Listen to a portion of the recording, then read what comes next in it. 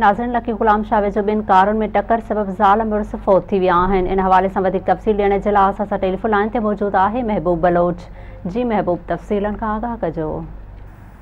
जी बिल्कुल, लकी ग़ुलाम शाह में अफ़सोसनाक हादसो पेश आयो आहे जंहिंमें ज़ाल ऐं मुड़ुस हादसे में फ़ौत थी विया आहिनि। तव्हांखे ॿुधाईंदो हलां त लकी ग़ुलाम शाह लॻ जान खान चौकीअ जे साम्हूं शिकारपुर खां हैदराबाद वेंदड़ तेज़ रफ़्तार कार जो साम्हूं खां ईंदड़ कार सां ज़ोरदार टक्कर थी वियो, जंहिंखां पोइ भरिसां क्रॉस कंदड़ वैन बि हादसे जो शिकार थी वई, जंहिंजे नतीजे में 5 मासूम ॿारड़ा 8 वरनि जी अक्सा, 5 वरनि जो अब्दुल्ला सेठार ऐं 6 वरनि जी इकरा, 6 महीननि जी यसरा, 1.5 साल जी गुरूज ऐं 5 वरनि जो सफ़ीउल्ला सेठार ऐं जॾहिं त 4 औरतूं शाहिदा भुट्टो, नादिया सेठार, नसरीन सेठार ऐं नाइला भुट्टो ज़ख़्मी थी पयूं ऐं जॾहिं त उन सां गॾु 4 मर्द ज़ैन सेठार, मोहम्मद अली भुट्टो, मेहर सुमरो ऐं अब्दुल गफ़ार सेठार सख़्त ज़ख़्मी थी विया। अहिड़े इतला बाद लकी पुलिस छॾे ते पहुची ज़ख़्मियुनि खे खणाए लकी अस्पताल पहुचायो, जंहिंखे तिबी इमदाद ॾियण बाद कुझु ज़ख़्मियुनि खे नाज़ुक हालत में सखर नियो वियो, जिते शिकारपुर वासी 45 वरनि जो मोहम्मद अली भुट्टो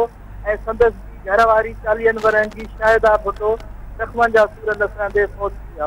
फ़ौतुनि जा लाश ज़रूरी कार्रवाईअ बाद वारसनि हवाले कया विया, जॾहिं त लाश पहुचण ते घर में कोहराम मची वियो। जी महबूब, अवां जी महिरबानी।